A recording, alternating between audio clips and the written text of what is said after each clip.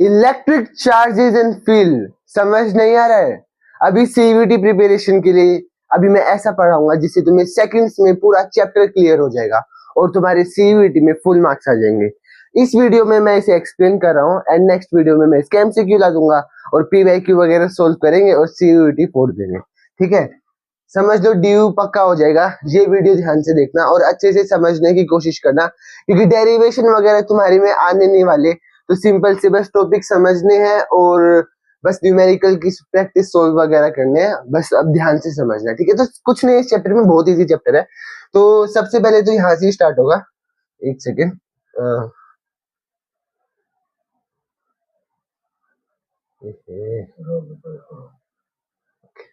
तो सबसे पहले क्या है कि इलेक्ट्रिक चार्ज एक्चुअल में होता क्या है, ये इलेक्ट्रिक चार्ज है क्या? ये सब प्लस माइनस हमने देखा है कहीं कहीं। तो इलेक्ट्रिक चार्ज सिंपली एक intrinsic property of a matter that give rise to electrostatic attraction and repulsion. कुछ समझ में तो आया नहीं होगा। तो सिंपल सी बात है, किसी एक बॉडी है, हम जैसे मैं हूं एक बॉडी, जैसे आप हो, आप एक बॉडी है हम लोगों के पास, तो ऐसे ये भी एक बॉडी है जिसके पास एक प्रॉपर्टी है, इंट्रिंसिक प्रॉपर्टी, यानी कि अंदर की प्रॉपर्टी, अंदरूनी शक्ति। तो एक इंट्रिंसिक प्रॉपर्टी है और इसकी प्रॉपर्टी क्या है? हमारे पास हाथ है, हमारे पास पैर है, तो बस इस एक बॉडी जिसके पास ये प्रॉपर्टी है कि वो अट्रैक्शन और रिपल्शन कर सकती है। अट्रैक्शन यानी कि अट्रैक्ट कर सकती है और रिपल्शन यानी कि दूर। ये तो बेसिक है, बिल्कुल समझ में आ गया। तो बस इलेक्ट्रिक चार्ज ये, और वैसे भी कोई नहीं पूछने वाला, पर सिंपल सी बात है समझाने के लिए कि चैप्टर में चल क्या रहा है एक्चुअल में। तो इलेक्ट्रिक चार्जेस दो टाइप के होते हैं, एक प्लस होता है और एक माइनस होता है। प्लस को हम लोग एक सेकेंड, प्लस को हम लोग ऐसे दिखाते हैं और माइनस को हम लोग ऐसे दिखाते हैं।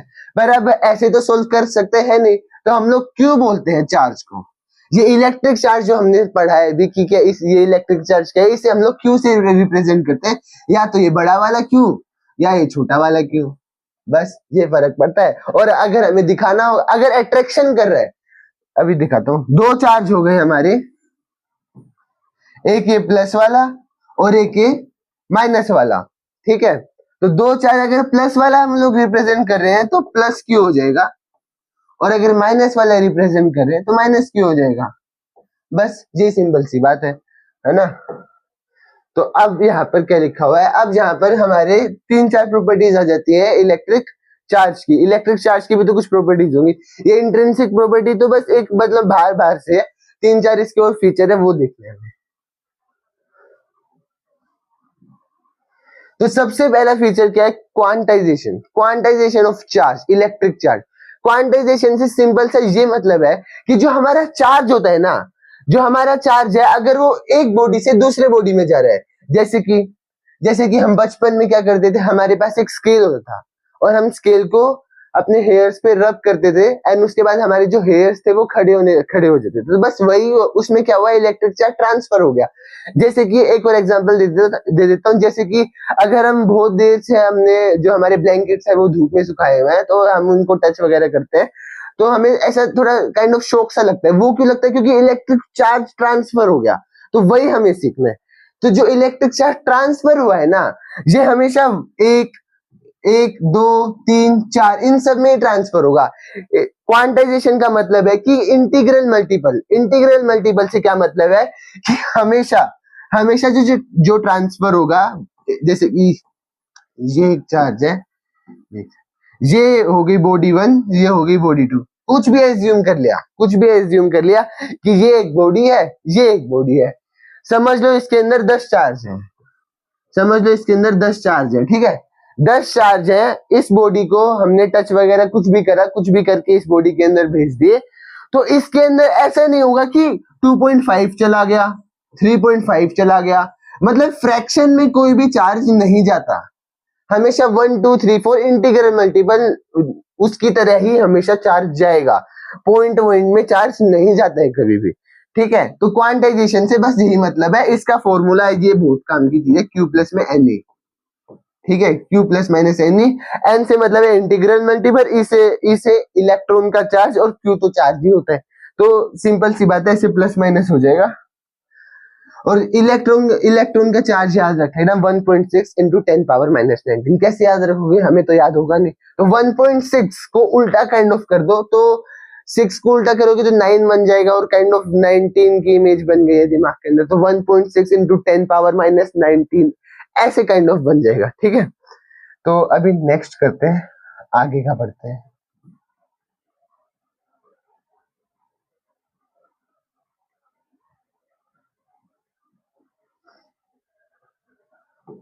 तो अब जो हमने वो क्वांटाइजेशन सीखा ना, अभी हम ये सीखेंगे कि जो चार्ज का जो ट्रांसफर होता है वो कैसे कैसे हम लोग कर सकते हैं, कि भाई चार्ज को ट्रांसफर कैसे करें हम। हमने चार्ज तो सीख लिया है, और ये भी एक चीज सीख लिया कि भाई क्वांटाइजेशन क्या है चार्ज का, वो Q इक्वल टू एन की 1 2 में ही जाएगा, फ्रैक्शन वगैरह में नहीं जा सकता है चार्ज। तो हम अब ये चार्ज जाएगा तो जाएगा कैसे, हम लोग सिंपल सी बात है ये सीखने वाले हैं। तो फ्रिक्शन क्या होता है, फ्रिक्शन कुछ नहीं है, हमने दो चीज ले ली, एक बॉडी ये ली एक बॉडी ये ली, और दोनों कैसे रब कर दिया तो फ्रिक्शन हो गया, उससे चार्ज चले गया। ठीक है, the body losing electrons become positive, the body gaining electrons become negative. तो देखो अब इस तरफ देखो, ठीक है, इस बॉडी से इस बॉडी में अगर हम लोग चार्ज को, जैसे कि दो बॉडी है, एक है और दोनों को कर दिया रब हमने, दोनों को कर दिया रब हमने, तो ये वाली जो बॉडी है ना ये प्लस है और इससे नीचे वाली ये माइनस है। तो जो बॉडी ने, जैसे हमने केमिस्ट्री में सीखा है कि एक बॉडी जो होती है अगर उसके अंदर से इलेक्ट्रॉन्स चले गए तो उस वो तो इलेक्ट्रॉन डिफिशिएंट होगी ना, मतलब इलेक्ट्रॉन की कमी होगी ना, तो वो प्लस के अंदर चले जाती है। और जो दूसरी बॉडी है उसके अंदर तो इलेक्ट्रॉन ज्यादा आ गए, इलेक्ट्रॉन ज्यादा आ गए तो माइनस का साइन लग जाता है उसमें। ये सब केमिस्ट्री में सीखा, बिल्कुल बेसिक है, नहीं भी सीखा तो अब मैंने बता दिया, अब याद कर लो, क्या दिक्कत की बात है। ठीक है, तो ऊपर वाली बॉडी से हमने, ऊपर वाली बॉडी में ज्यादा इलेक्ट्रॉन थे और इस वाली में कम, तो हमने इस वाली से इस वाली में भेज दी इलेक्ट्रॉन, तो वो प्लस हो गए और नीचे वाली माइनस हो गई, सिंपल सी बात है।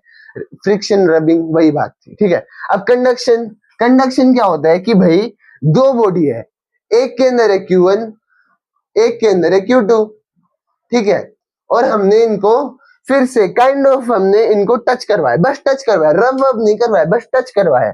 तो टच होने से क्या होता है ना कि दोनों दोनों का जो सम होता है ना Q1 प्लस Q2 वो 2 से डिवाइड हो जाता है। तो ये काइंड ऑफ ऐसा फॉर्मूला बन जाता है इसका। तो अब हमें इसका अलग से, जैसे क्या हुआ, ये वाला जो चार्ज है, ये वाली जो बॉडी है और इसका जो चार्ज है, अगर हमने उस वाली बॉडी है उस वाली चार्ज से टच करवा दिया, टच करवा दिया तो दोनों के अंदर Q1 प्लस Q2 बाई 2 बन जाएगा, दोनों के अंदर बन जाएगा क्योंकि दोनों टच हो गए ना। अब तो charge equalizes through physical contact, physical contact की वजह से जो चार्ज होता है वो इक्वलाइज हो जाता है। ठीक है और जो sorry identical body share the total charge equally, तो मैंने बताया था ना स्टार्टिंग में इनके अंदर इक्वल चार्ज है, तो वो दोनों इक्वल चार्ज हो गए, तो वो चार्ज इक्वल। अब देखो ट्रांसफर कौन करेगा, जिसके पास ज्यादा चीजें होती है ना वही ट्रांसफर करता है, कम वाला तो कभी ट्रांसफर करेगा नहीं। तो वही बात है सिंपल सी। तो ये कंडक्शन समझ गए होगे, क्योंकि बस फॉर्मूला मेन है, क्योंकि सीईटी में at the end of the day तुमसे एमसीक्यू में सोल्व भी करवाया जाएगा, जब भी समझ गए तो कोई दिक्कत नहीं। अब इंडक्शन की बारी है। इंडक्शन क्या होता है, इंडक्शन में क्या हुआ कि एक बॉडी है वो अपना आराम से लाइफ जी रही है कि भाई मेरे पास प्लस भी है मेरे पास माइनस माइनस भी है, मेरी लाइफ बहुत अच्छी है। पर हमने क्या करा, अब वो बॉडी आराम से लाइफ जी रही थी अपनी, हमने एक हमने स्टील की रोड वगैरह कुछ ली, उसके अंदर माइनस माइनस माइनस सारे माइनस चार्जेस थे। ये समझ लो ये माइनस वाली चार्ज वाली बॉडी है और हम इस बॉडी के पास लेके गए, ये अपना मस्त जिंदगी जी रही थी, लाइफ में कोई प्रॉब्लम नहीं है, प्लस इधर प्लस और माइनस एक साथ। ठीक है, तो हम उसके पास लेके गए, तो प्लस माइनस को अट्रैक्ट करेगा, अट्रैक्ट करेगा तो जितने भी प्लस वाले थे वो सारे इधर आ गए माइनस वाली बॉडी की तरफ, और माइनस वाले भाई उधर चले गए क्योंकि माइनस माइनस रिपल्शन करते हैं क्रिएट, तो वो बेचारे उधर चले गए, प्लस वाले इधर आ गए। तो ऐसा इंडक्शन बन चुका है। इंडक्शन क्या मतलब, सेपरेशन ऑफ चार्जेस को इंडक्शन कहते हैं। तो अब हम लोग क्या कर सकते हैं, अगर फर्दर अगर हम आगे जाए तो अर्थिंग वगैरह हो जाती है कि मेरे को इस बॉडी में प्लस ही चार्ज चाहिए, तो यहाँ से हम लोग इसको यहाँ से ऐसे कनेक्ट वगैरह करते हैं और अर्थ के अंदर ले जाते हैं माइनस वाले चार्जेस को, तो वो सारी चले जाते हैं। ये सब मतलब एक्स्ट्रा चीजें, इन सब की कोई जरूरत नहीं है, ये सब वैसे भी कोई एग्जाम में नहीं पूछेगा। ठीक है, पर ये कॉन्सेप्ट समझना जरूरी था क्योंकि generally plus minus plus conduction का तो बहुत ज्यादा टॉपिक जनरली एमसीक्यूज वगैरह में पूछते हैं। तो अब आगे करते हैं।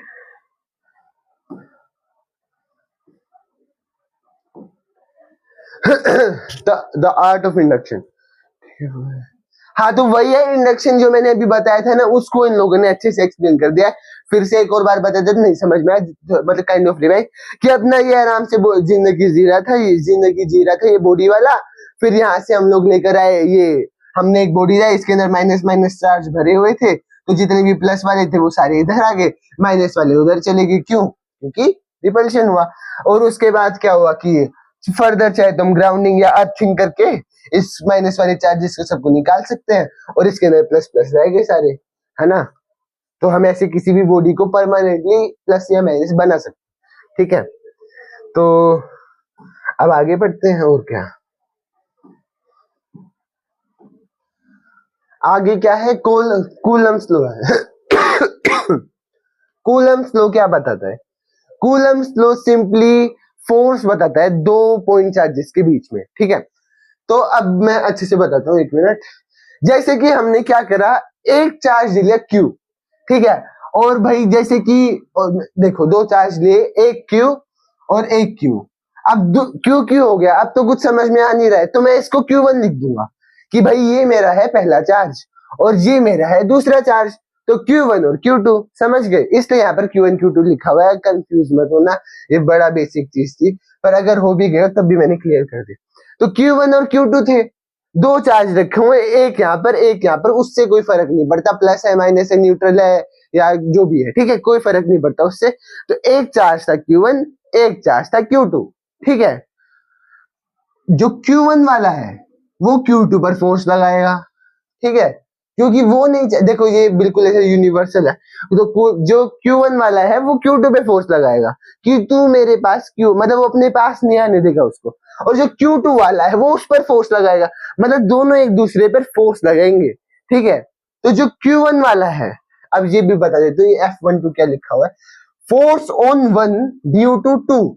मतलब बेचारा ये Q1 अपना आराम से नहीं बैठा, ये भी नहीं बैठा, वो भी नहीं बैठा, तो ये जो है इसके ऊपर फोर्स लगी है, Q2 की फोर्स लगी है। तो force on one due to two, दो की वजह से पहले वाले जो अपना बॉडी है उसके ऊपर फोर्स लगे, अपने चार्ज के ऊपर फोर्स लगे, तो उसे F12 से रिप्रेजेंट किया जाता है, ये समझ सकते हो। और ऐसे ही Q2 है, देखो ये मैंने बता दिया, अब ये तुम्हारी बारी है बताने की, बताओ। हाँ देखो सीधी सी बात है, जो ये वाला है ना, इसके अंदर क्या है कि force on two due to one, मतलब फोर्स सेकंड वाले पे फोर्स लग रही है एक पहले वाले की वजह से, सिंपल सी बात है। तो और इनके तो बस ये फोर्स वगैरह हो गई, ये हो गए चार्जों के नाम हो गया, और ये जो आर है ये इनके बीच के डिस्टेंस को आर बोल दिया, ठीक है। और न्यूटन के थर्ड लॉ के हिसाब से जो फोर्स ऑन वन है, मतलब F12 है, वो F माइनस F21 के इक्वल है। ये माइनस की हो गया, माइनस इसलिए हो गया क्योंकि इसकी डायरेक्शन देखो तुम, देखो इस तरफ होता है माइनस, इस तरफ होता है प्लस, ग्राफ के हिसाब से। पर फिलहाल इसकी जरूरत नहीं है, तो छोड़ो, फिर इसकी कोई जरूरत नहीं है, हटाओ। तो अब आगे बढ़ते हैं, तो इससे हमारा एक फॉर्मूला डिराइव हुआ, F equal to K Q1 Q2 by R square. ये फॉर्मूला डिराइव हो गया, F equal to K Q1 Q2 by R square. ये फॉर्मूला याद करना बहुत जरूरी है, इससे बहुत सारे क्वेश्चन बनेंगे तुम्हारे CUT के। नेक्स्ट वीडियो जो लाऊंगा ना, जो इसके PYQs में होगी, उसमें तुम देख लेना, PYQ में ये सवाल भरा ही भरा हुआ है।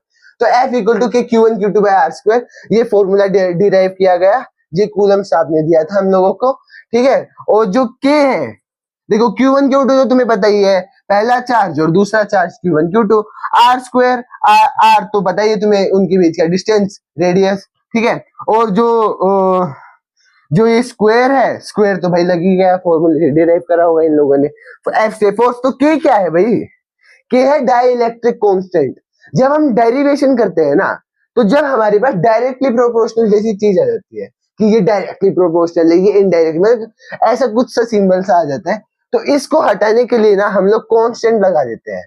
अब वो कांस्टेंट तुमने बहुत सारे पढ़े होंगे, 10th में भी पढ़ा होगा, जैसे रेसिस्टिविटी सब सोल्व वगैरह करते हो, तो ये सब बहुत सारे कांस्टेंट आ जाते हैं। प्लैंक कांस्टेंट सुना होगा 11th क्लास में एच करके, तो ऐसे बहुत सारे कांस्टेंट आते हैं। तो जैसे कूलम्स लो जब सोल्व करा हुआ किसी ने, तो ऐसे यहाँ पर के आ गया, ठीक है, ठीक है। तो के का, अब के को कैसे सोल्व करें, के आ गया तो आ गया। तो के का फॉर्मूला होता है के को सोल्व करने के लिए 1/4 पाई ई नॉट, ठीक है, ये लिखा हुआ 1/4/A0, ठीक है। तो 4π E0 क्या है? Permittivity of free space. अब E0 खुद में एक कांस्टेंट टाइप है और E0 की वैल्यू होती है 8.85 इंटू 10⁻⁻12, ठीक है, 10⁻⁻12। मैं एक बार अच्छे से कर देता हूं, यहाँ पर दिख जाएगा 8.85 इंटू 10⁻⁻12, ये वैल्यू होती है E0 की। तो अब यहाँ से तुम क्या निकाल सकते हो? पाई वाई की वैल्यू सोल्व करने की कोई जरूरत नहीं होती फिजिक्स जैसे सब्जेक्ट के अंदर, क्योंकि यहाँ पर हम मैथ सोल्व नहीं कर रहे हैं, सिंपल सी बात है। तो जब भी तुम्हें टेंशन मत लो, बहुत आसान एमसीक्यू आएंगे, तुम सोल्व करोगे, तुम ऐसे ये तो तभी कट गया, अरे ऐसे दे देते हैं, 8 लिखा हुआ है ना यहाँ पर, ऊपर 16 लिखा मिल जाएगा, ऐसे ऐसे काट देना, 2 आ जाएगा, सिंपल सी बात है, अपना बहुत इजीली सोल्व हो जाएगा। क्योंकि at the end of the day तो हम एमसीक्यू सोल्व कर रहे हैं, तो हम तो उसके पास पहुंच ही जाएंगे। तो ऐसे हो जाएगा ये वाला, ठीक है। ये फोर्स वगैरह का कूलम्स लॉ का यही कॉन्सेप्ट है और ज्यादा कुछ नहीं। ये फॉर्मूला याद रख लेना, F इक्वल टू K(Q1Q2/R²), और ये भी याद आ सकता है कि K1/4πA0, बाकी कुछ ज्यादा जरूरी है नहीं। आ जाओ, अब क्या होता है इलेक्ट्रिक फील्ड। अब ये और बताता हूं मैं क्या है, एक सेकंड दो। देखो, अब एक चार्ज अपनी नॉर्मल लाइफ जी रहा है, ठीक है, हाँ भाई, कभी ट्रांसफर हो गया, कभी मेरी प्रॉपर्टी ये है, अपनी नॉर्मल सी लाइफ जी रहा है, ठीक है। तो अब जो चार्ज है ना, जो चार्ज के आसपास का एरिया है, ये जो एरिया दिख रहा है ना तुम्हें, तो हर चार्ज के पास ये एरिया होता है, इसे कहते हैं इलेक्ट्रिक फील्ड। हर चार्ज की अपनी खुद की इलेक्ट्रिक फील्ड है, ठीक है। अपना चार्ज के पास ये भी एक प्रॉपर्टी काइंड ऑफ है, ठीक है। तो अब हमें इसको निकालना है। अब इसको निकालने के लिए क्या करें? इसको निकालने के लिए भी हमारे पास फॉर्मूला है और ये भी बहुत आसान है, E इक्वल टू KQ/R²। क्या है? E is equal to KQ/R²। फोर्स का फॉर्मूला क्या था? F is equal to KQ²/R²। अब कुछ बच्चे बोलेंगे सर Q² क्यों लिख दिया? अरे Q1 Q2 है, अगर मैं उसे Q², देखो Q1 Q2 है, Q2 और Q1 की वैल्यू सेम हो जाए, Q1 Q1 हो जाए। नहीं समझ में आया, रुको।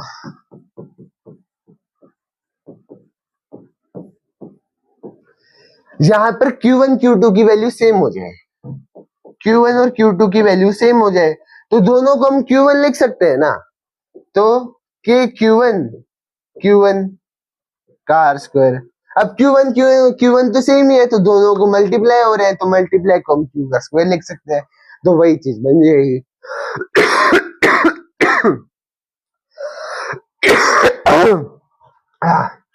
तो ये क्या बन गया? F is equal to KQ²/R²। ये अपना फोर्स का फॉर्मूला था। तो अगर Q से एक स्क्वायर हटा देंगे तो F इक्वल टू KQ/R², ये अपना इलेक्ट्रिक फील्ड का फॉर्मूला हो गया। याद करने की तो कोई जरूरत ही नहीं है ना, इसमें याद क्या करना है? जैसे कि E में ये एक्स्ट्रा आ गया और तो इसके अंदर फोर्स के अंदर ये एक्स्ट्रा आ गया, तो ऐसे करके तुम याद कर सकते हो, इजीली हो जाएगा याद, कोई बहुत बड़ी चीज।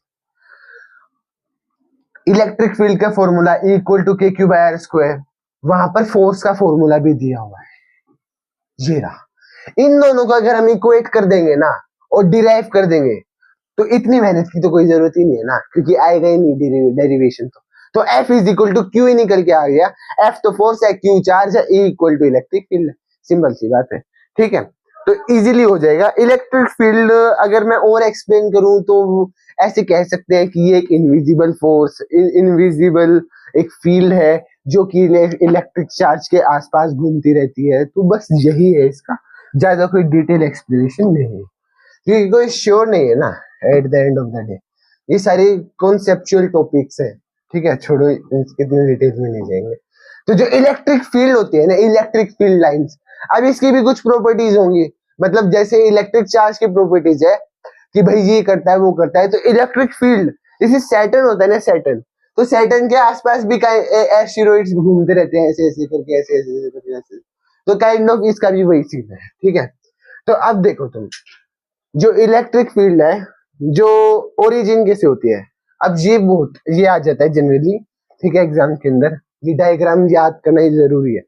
तो जो प्लस है ना, प्लस वाला जो होता है ना, उसके अंदर से हमेशा हमेशा इलेक्ट्रिक फील्ड निकलेगी, और जो माइनस वाला है उसके अंदर हमेशा इलेक्ट्रिक फील्ड जाएगी।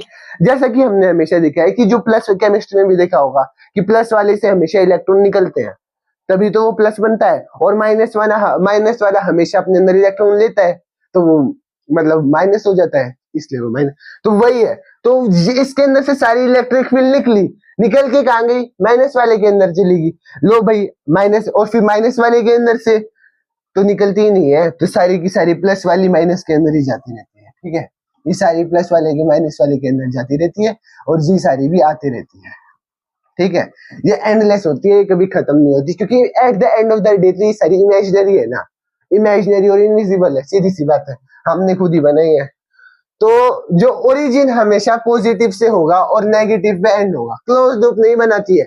ऐसा नहीं है कि सर्कल बना दे, ऐसा कुछ नहीं होता भाई, प्लस से निकली है तो माइनस में ही जाएगी, और कहीं नहीं जाएगी। नेक्स्ट आ जाता है direction. A tangent line on an curve gives the exact vector direction of electric field.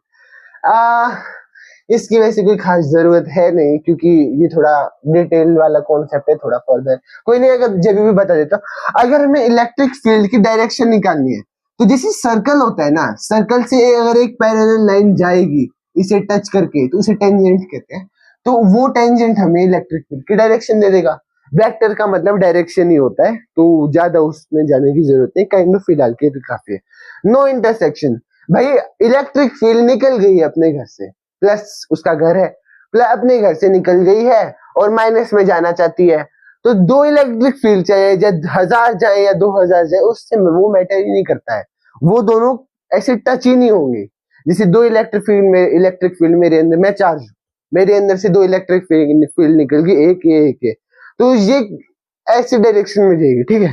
तो ऐसी डायरेक्शन में गई, तो ये नहीं है कि बीच में टच हो जाएंगे, टच नहीं हो सकती। टच क्यों नहीं हो सकती, क्योंकि ये देखो मैं तुम्हें बताता हूँ, अगर ये टच हो गई ना, जैसे यहाँ पर देखो, एक सेकंड रुको,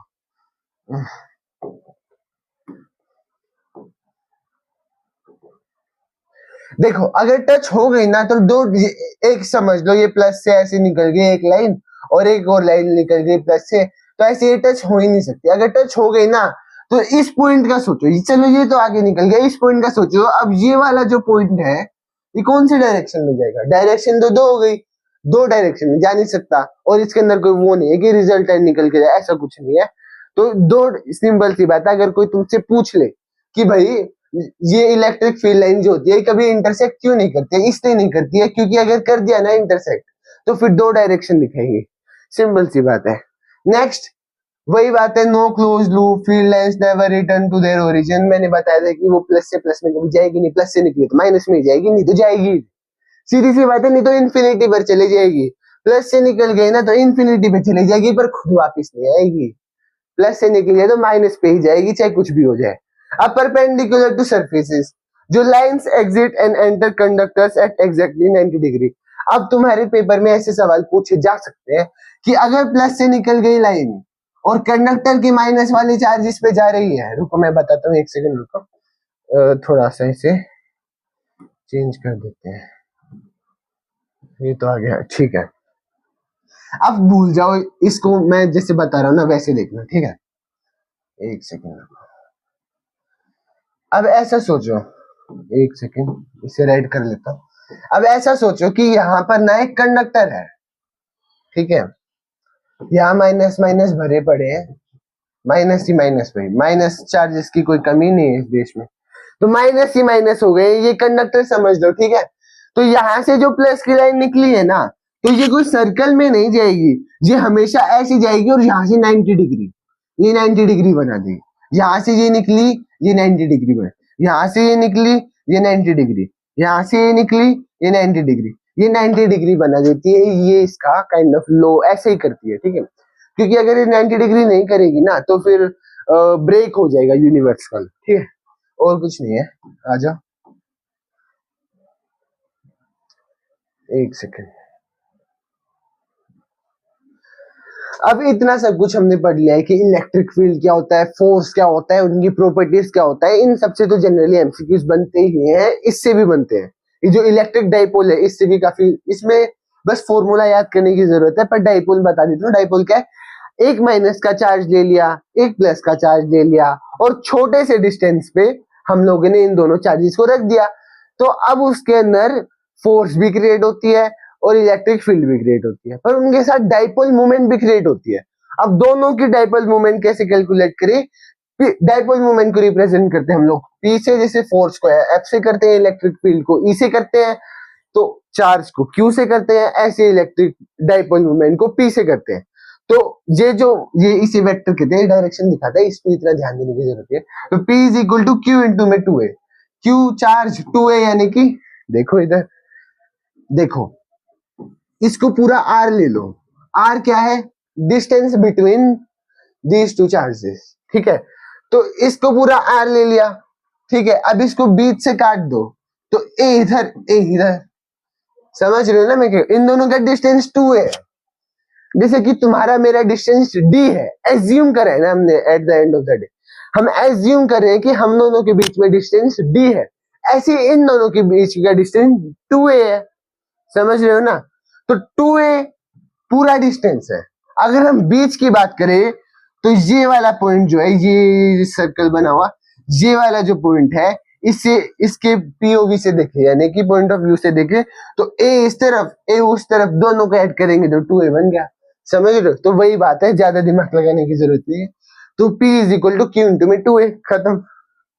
ये फॉर्मूला याद रखना। ये भाई ये वाले से भी क्वेश्चन आते हैं, जितने भी फॉर्मूला है इस चैप्टर के, ये तो ध्यान रखना ही रखना, क्योंकि इनसे आते हैं, ठीक है। अब आ गया एक्सियल पॉइंट और इक्वेटोरियल पॉइंट, ये सब है क्या?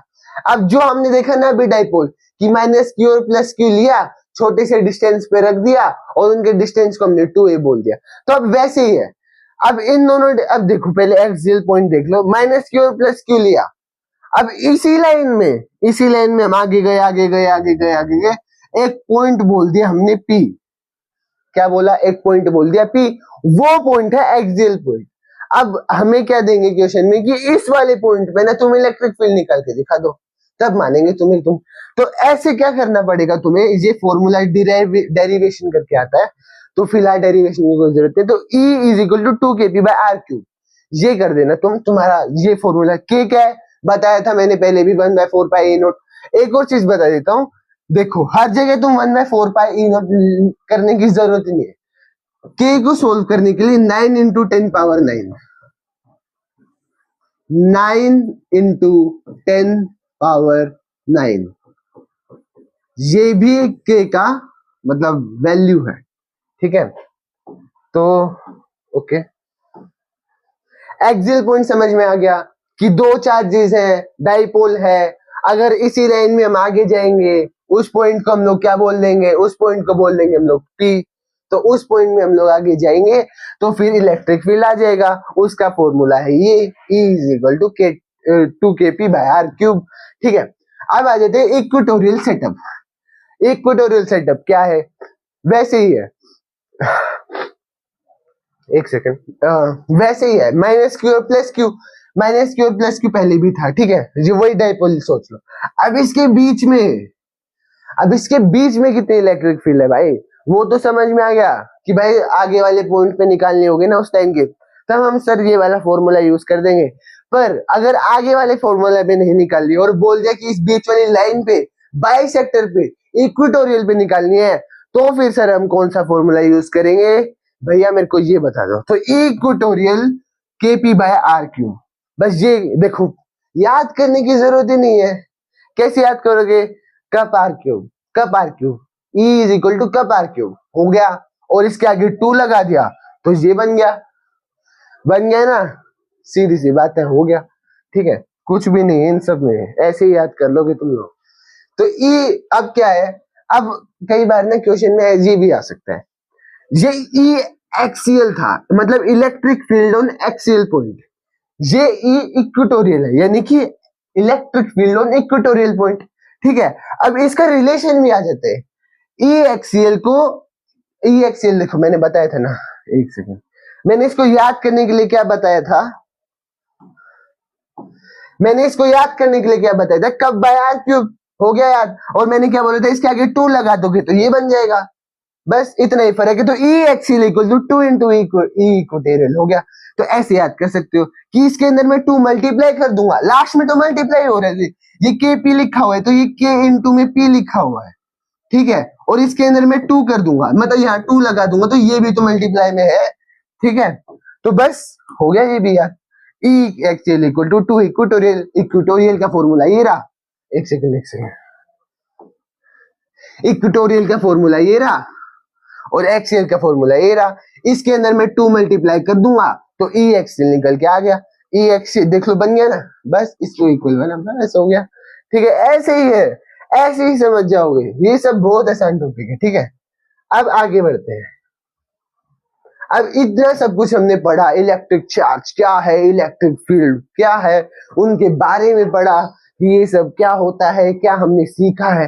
तो अब यहाँ पर क्या आ जाता है कि भाई जो, अब देखो एक वायर है, अब हम वायर मतलब 1D surface, 2D surface, 3D surface के अंदर इलेक्ट्रिक चार्ज निकालने की कोशिश करेंगे तो उसके लिए भी अलग से फॉर्मूला है, ठीक है।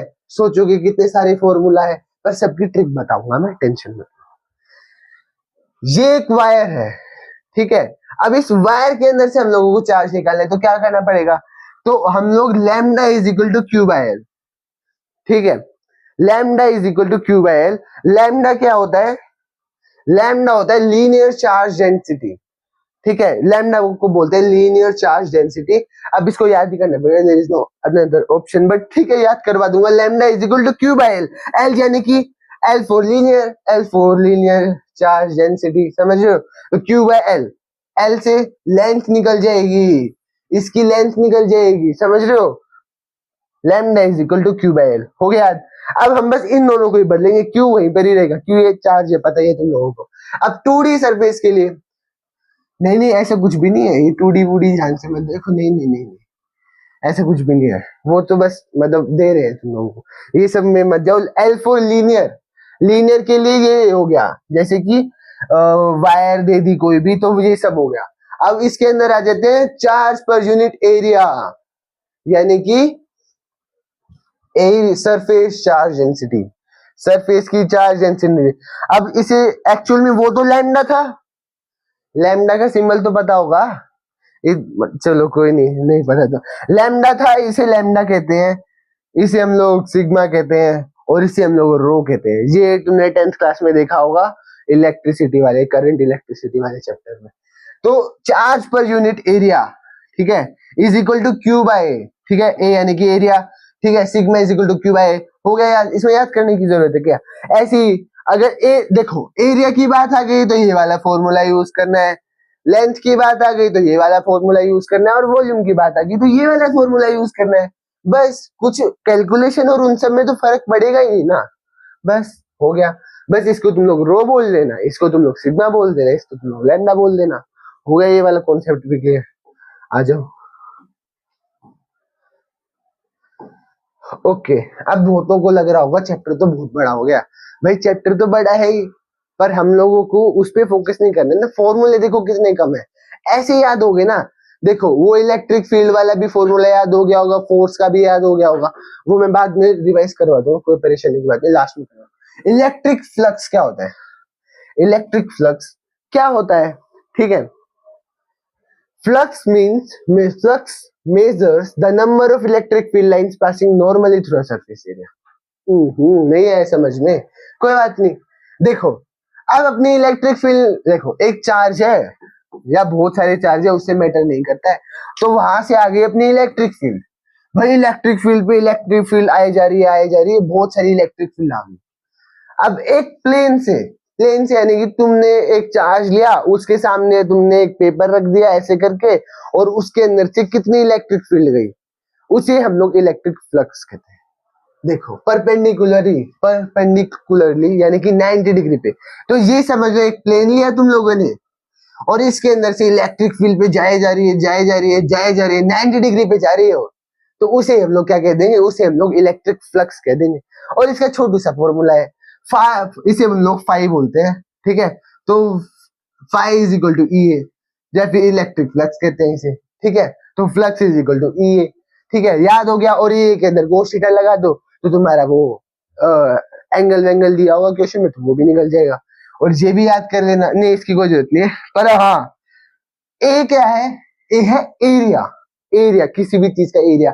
सर्कल दे दिया तो उसका एरिया लगाना पड़ेगा यहाँ पर 4πr², ये 4πr²। ई है, ई के अंदर के क्यूब है r² करके वो जो फॉर्मूला बताया था इलेक्ट्रिक फील्ड है ई, तो वो लगाना पड़ेगा और कुछ नहीं है। फ्लक्स दे दे निकालने को, फाई इज इक्वल टू ई है, फ्लक्स इज इक्वल टू ई करके याद हो जाएगा, बहुत आसान है, ठीक है, हो गया। अब आ जाते हैं फाइनल टॉपिक, इसके बाद कुछ नहीं बचा, इसके बाद कुछ बचा नहीं है, गॉस लॉ कहते हैं इसे। गॉस लॉ से भाई अगर तुम लोग अभी भी 12th में हो, अगर तुम लोग 12th में हो तो 5 नंबर का क्वेश्चन इसी से आ गया, वो भी बहुत बेसिक आएगा। अगर तुम लोग 12th में हो और अगर सीयूटी की प्रिपरेशन कर रहे हो तब भी इसके बहुत सारे क्वेश्चन आ जाते हैं।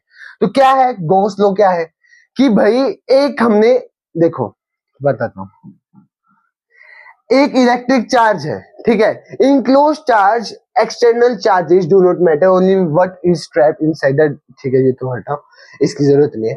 तो एक चार्ज है, गॉस लॉ क्या बोल रहा है कि भाई एक चार्ज है, उसके आसपास एक फील्ड है और उसके अंदर की जो इलेक्ट्रिक फील्ड है वो डायरेक्टली प्रोपोर्शनल है, क्योंकि जो क्यू क्या है चार्ज के, जो देखो एक सरफेस है, सर्कल में ले लो या किसी भी शेप में ले लो, उससे मैटर नहीं करता, वो क्लोज होना चाहिए, मतलब बंद होना चाहिए चारों ओर से, बस ये मैटर करते हैं, ठीक है। कोई भी सरफेस ले लो, क्यूब ले, मतलब क्यूब ले लो, स्क्वायर ले लो, कुछ भी ले लो, उससे फर्क नहीं पड़ता। एक बंद सरफेस यानी कि क्लोज सरफेस के अंदर की जो इलेक्ट्रिक फील्ड है वो डायरेक्टली प्रोपोर्शनल है, यानी कि डायरेक्टली वो बढ़ेगा तो वो भी बढ़ेगा, मतलब इलेक्ट्रिक फील्ड बढ़ेगी तो चार्ज की वो वैल्यू भी बढ़ेगी, ठीक है।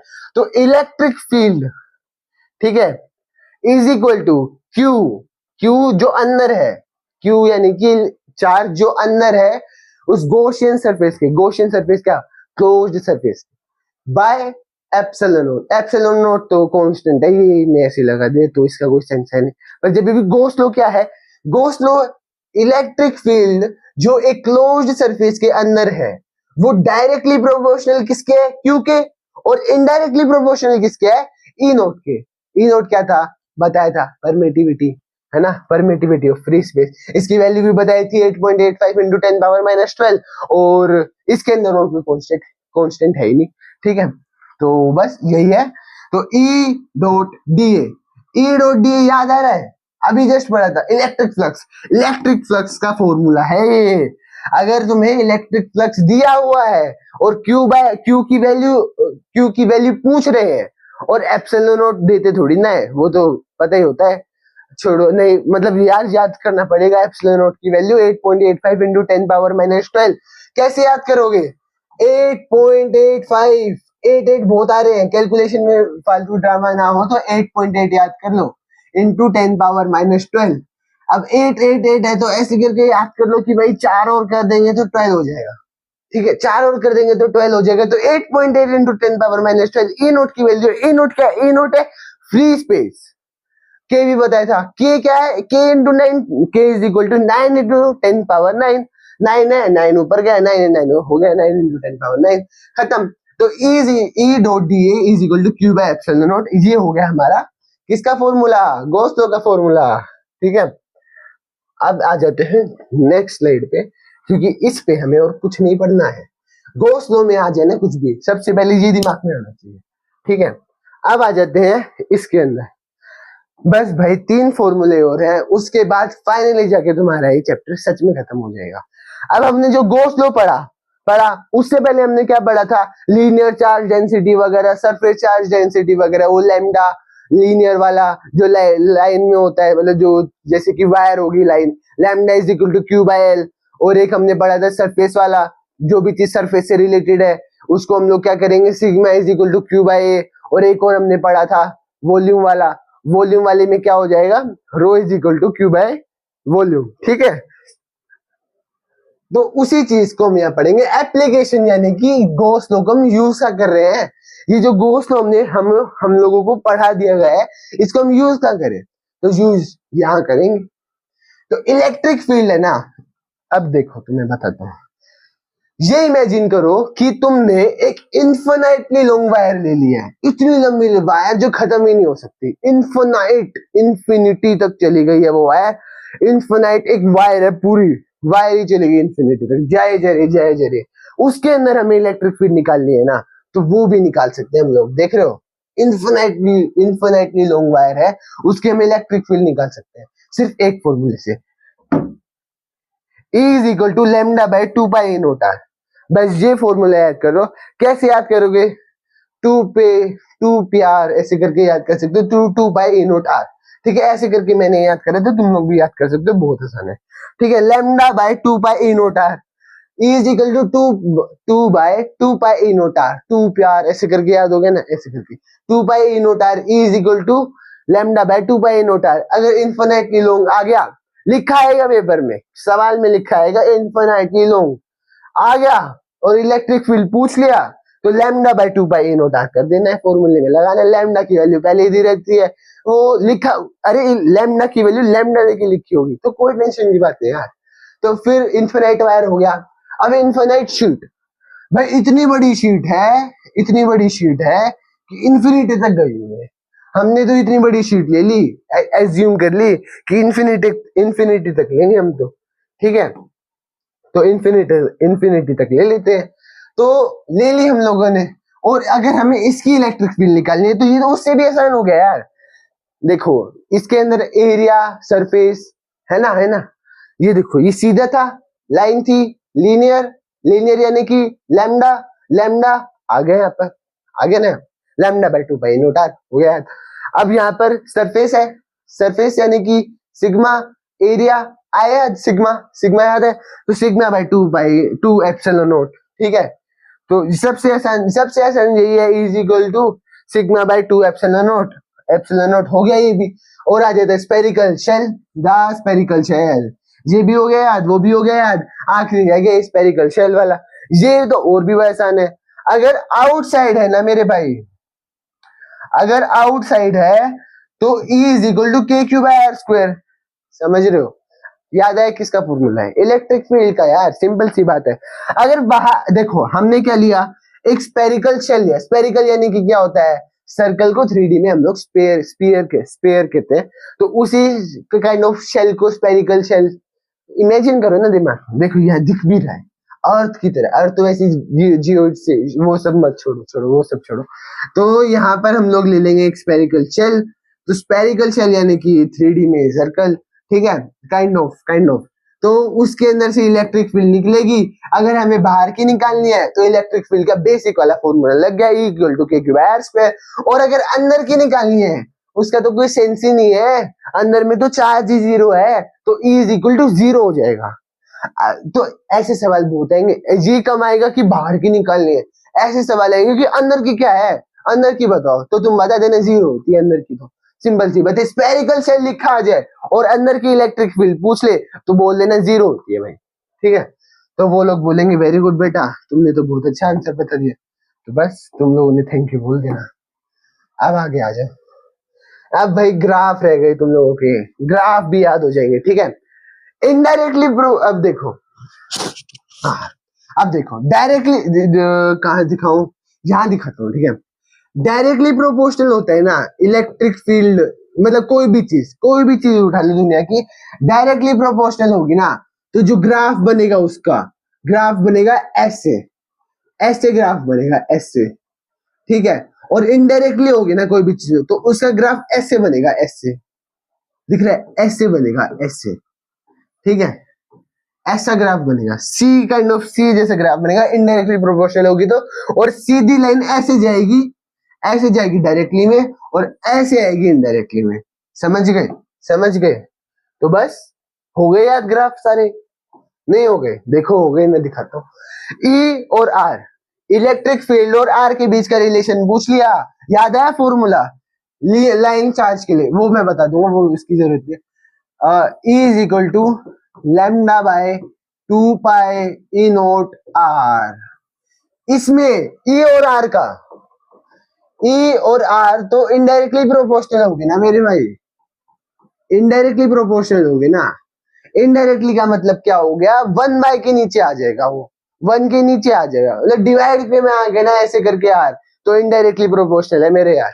तो ई डायरेक्टली प्रोपोर्शनल होगा तो वो आर हो जाएगा, ठीक है। डायरेक्टली प्रोपोर्शनल का मैंने बताया था ऐसे चले जाएगा, और इनडायरेक्टली का मैंने बता दिया ऐसे आ जाएगा। तो बस यहाँ पर देखो इलेक्ट्रिक फील्ड और आर सीधा आ गया नीचे, आ गया ना नीचे, बस हो गया याद। अब नीचे आ जाते हैं प्लेनर चार्ज के लिए, हो सेकंड वाला is equal to sigma by 2 E naught, ठीक है। ये है आपकी इलेक्ट्रिक फील्ड। तो ई और आर, अब ई कांस्टेंट है इसके अंदर, क्यों? क्योंकि इसके अंदर आर ही नहीं है, दिखाऊं, आर ही नहीं है भाई, आर ही नहीं है इस फॉर्मूले के अंदर, है आर? आर का पूछ लिया, वॉल्यूम का पूछ लेंगे तो क्या करोगे? इस इनफिनाइट हीट वाले में वॉल्यूम का पूछते तो क्या करोगे? अरे सीधी लाइन खींच देना, क्योंकि वॉल्यूम तो है ही नहीं इसके अंदर, आर भी नहीं है इसके अंदर, ना इसके अंदर आर है ना इसके अंदर वी है। तो हमें तो वी पूछा हुआ है, मैं वो बताता हूँ, एक सेकेंड। देखो यहाँ पर, इसलिए सीधी लाइन खींच दी इन लोगों ने, क्योंकि इसका तो कोई मतलब ही नहीं है, कौन ई चेंज ही नहीं होगा ना, आर चाहे तुम कितना ही बढ़ा लो उसका तो मतलब ही नहीं है, वो तो डिपेंड ही नहीं कर रहा आर पे, ठीक है। तो वो हो गया कांस्टेंट। अब स्पेरिकल शेल की बारी आ गई। हमने क्या देखा है इसके अंदर, ई और आर के बीच में क्या चल रहा है, ठीक है। तो ई और आर, स्टार्टिंग में ई 0 था, क्यों? इनसाइड और आउटसाइड की बात हो रही है, इलेक्ट्रिक फील्ड ही 0 थी। क्या बताया था कि स्पेरिकल शेल के अंदर ऐसे पूछेंगे कि इलेक्ट्रिक एक गॉसियन सरफेस दे दिया है, उसके अंदर इलेक्ट्रिक फील्ड है, तो उसके अंदर जो चार्ज होगा वो कितना होगा? तो मैंने क्या बताया था कि वो 0 होगा भाई, ठीक है। तो फिर यहाँ पर पहले हम अंदर की लेंगे फिर बाहर की लेंगे, तो ई तो 0 है, तो यहाँ तो कुछ खींचो ही मत। अरे ई तो 0 है तो यहाँ खींचने का मतलब क्या है? क्यों फालतू में हम ग्राफ वेस्ट कर रहे हैं? नहीं, 0 है तो सीधी लाइन जाएगी, वहां तो डिपेंड नहीं कर रहा है, तो इसलिए वो कांस्टेंट था। वहां वहां डिपेंड नहीं कर रहा है, इसलिए वो कांस्टेंट था। यहाँ तो 0 है, 0 के अंदर हमें ऐसी सीधी लाइन खींच देंगे, ठीक है। और फिर यहाँ पर बीज अगर सरफेस के ऊपर ले, अरे दिखाता हूँ मैं तुम लोगों को, एक सेकंड अच्छे से दिखाता हूँ। देखो, जब हम अंदर थे तो इलेक्ट्रिक फील्ड थी 0, जब हम इस पर पॉइंट पर मतलब किनारे पे आ गए, सर्कल के एंड पर मतलब डी पर आर पर आ गए, तो यहाँ पर थी इलेक्ट्रिक फील्ड उतनी ही जितनी पहले थी, मतलब मैक्सिमम हो जाएगी, यहाँ पर हो जाएगी ना मैक्सिमम। और बाहर आ गए तो अपनी इलेक्ट्रिक फील्ड का फॉर्मूला लग जाएगा, is equal to K Q I R square, ठीक है। तो अब समझ जाओगे एक सेकेंड के अंदर। देखो यहाँ 0 थी तो 0 0 0 का तो कोई मतलब नहीं है, तो 0, और फिर आर थी तो इसलिए ऊपर, और इनडायरेक्टली प्रोपोर्शनल थी तो ये वाला बन गया, जैसे कि हमने इसके अंदर बनाया था, सिंपल बन गया। अब बस कुछ नहीं रहा, शायद देखता हूँ एक सेकंड, अब कुछ नहीं रहा, ठीक है। तो भाई यही से भी सीखना था, हमने क्या क्या पढ़ा वो देख लेते हैं। हम लोगों ने क्या क्या पढ़ा, सबसे पहले तो हम लोगों ने पढ़ा था कि भाई इलेक्ट्रिक चार्ज क्या होता है। इलेक्ट्रिक चार्ज तुम लोगों को याद ही होगा, फिलहाल कोई जरूरी है नहीं, उसका फॉर्मूला भी कोई खास पूछता है नहीं, ठीक है। तो इलेक्ट्रिक चार्ज वही है कि इंट्रिंसिक, ये फॉर्मूला जरूरी है क्वांटाइजेशन वाला भाई, Q is equal to N E, ये पूछ लेंगे फिर फालतू, और इसकी कैलकुलेशन भी बहुत आसान है, बस E is equal to 1.6 into 10 power minus 19 करना है, n की वैल्यू 1 2 3 4 दे देंगे, हो गया।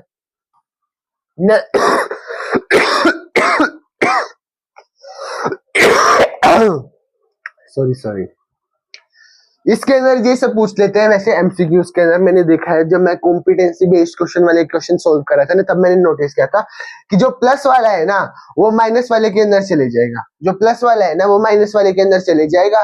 तो फिर मुझे ये बताओ कि प्लस कौन हो गया माइनस कौन, काइंड ऑफ ऐसे मैंने तुम्हें ऑलरेडी बता दिया फ्रिक्शन क्या होता है। सेकंड्स में एक कंडक्शन क्या, Q1 + Q2/2, ये तुम्हें याद हो ही जाएगा सेकंड्स के अंदर। इंडक्शन भी वही है जो बताया था, और कुछ नहीं। इंडक्शन से वैसे भी कोई सवाल नहीं पूछ रहा, कंडक्शन से पूछेंगे, वो फॉर्मूला याद रख लेना, Q1 + Q2/2।